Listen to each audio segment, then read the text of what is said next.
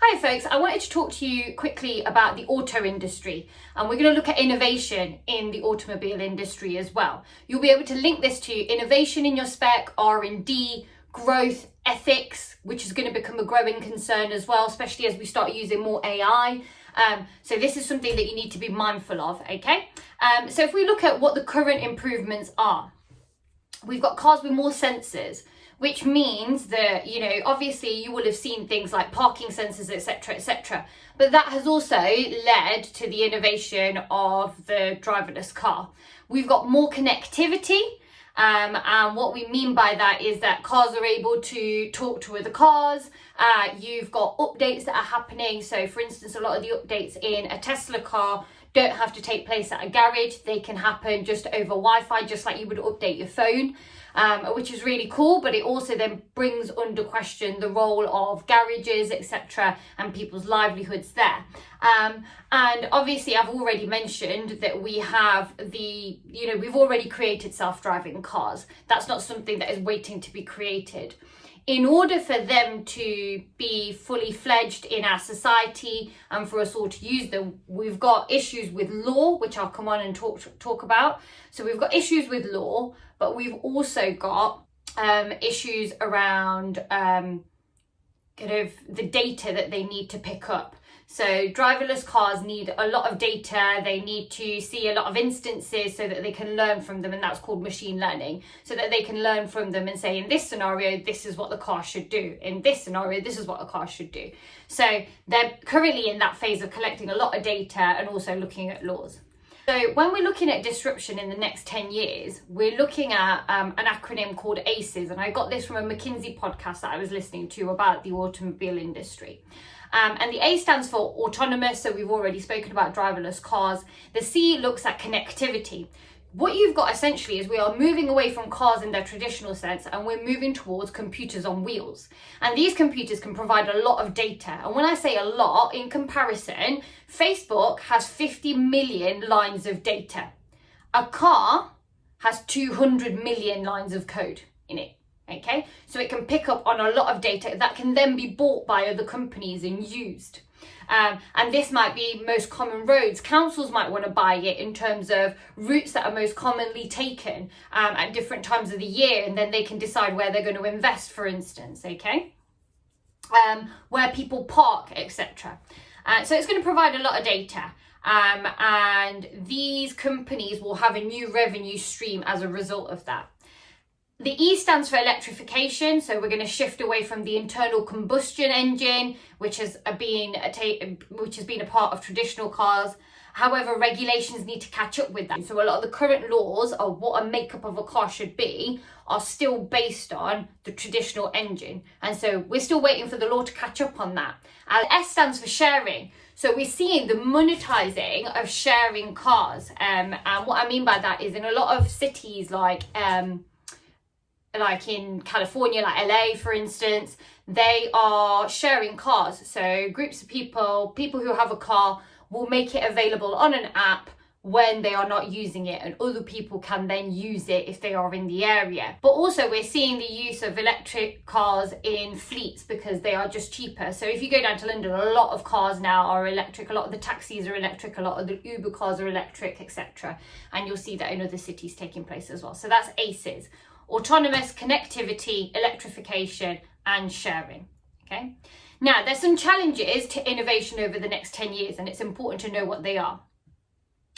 Number one, change looks like it's going to happen very quickly, and the companies have to decide how they're going to kind of educate the consumer. If you think about it, when we're buying a traditional car, we know what we're looking for. We might be looking for miles per gallon, the speed and how quickly it can go from 0 to 60. As companies differentiate themselves on different things, so in terms of how eco-friendly it is, etc., they're going to have to educate the customer on how to decide on a good electronic car, okay? And so that's going to be a challenge. Looking at first set of robot cars in the next couple of years, but this is in quite a restrained area. So this is something that is posing a challenge, is the collection of all of that data that I spoke to you about. Is somebody has to essentially code in that in a scenario you do A, not B. Now, when it comes to accidents, that is going to pose a challenge, okay? And for instance, that you've got the challenge of who's responsible. Is it the driver in the car, or is it the company that put the software in if an accident occurs? Okay, so that's a challenge that we need to overcome.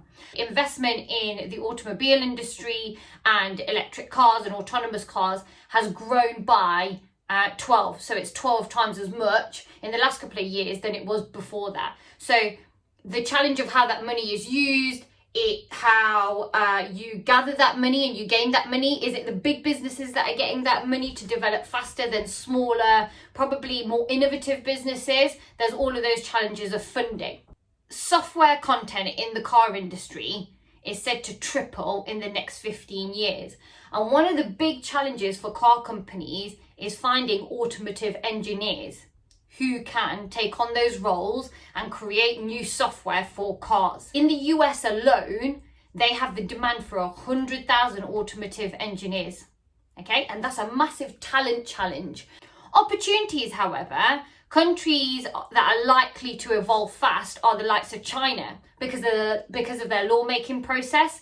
If they want, they can move to electric cars pretty easily. They don't have almost like a democratic government in the same way that the West does. They can pass laws and put in place certain procedures and processes much faster than other countries can. Okay. Consumer demand is really strong, especially for electric cars and the development of cars. And I think it will only speed up. If you think about all the forest fires that have taken place in the summer and the UN report on climate change, I think that, the demand is only likely to grow. So that's a great opportunity for this industry. New revenue pools is another opportunity. So traditionally, a car manufacturer will make a car, sell it, that's their revenue source. But now they can make money off of selling data, like I said. So data to maybe councils or other people who want to know about the movement of people. They can sell licensing to the software that they create in cars and sell it to other car companies. Okay, and that obviously they want to hold something back to give themselves a competitive advantage, but they can definitely sell bits of software that they use in their electric cars. So this is a great opportunity for them as well.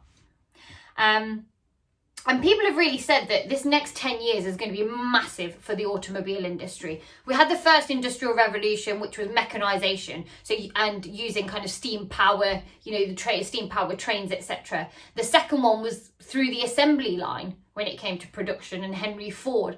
And this is supposed to be the third wave of innovation in the automotive industry, value created through computers and automation in cars. And that's really important to know. Now, the reason I'm telling you all of this is when you're talking about R&D, I want you to be aware of what we are talking about when we're talking about the automobile industry, okay? We're talking about new software being created. Engines are a thing of the past now, and I can't have you talking in the past in your essays. You need to be forward thinking when you're talking about innovation and R&D. I would highly recommend making sure that you're reading up, if you ever see anything in the news, reading up on car companies and their latest designs. What is it that they are offering the customers? Because I think that will come really in handy, and it's a great industry to learn more about because it's changing so rapidly.